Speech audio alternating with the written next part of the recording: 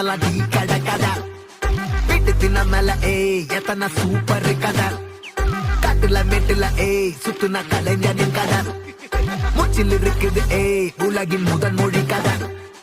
எங்க திரும்பினாலும் எங்க கதை மண்ண தொண்ட கிடைக்கும். முன்ன கதை ஒண்ணு போறவா நினைப்பத சொல்லிக் கொள்ளு துணிவா. இருப்பத விசிலு பறக்க வசனம் தெரிக்க விசிறி முழுக்க புசுர கொடுக்க திரைய விளக்க தலைவன் நடிக்க. இந்த பாரு நம்ம ஸ்டோரிஸ்.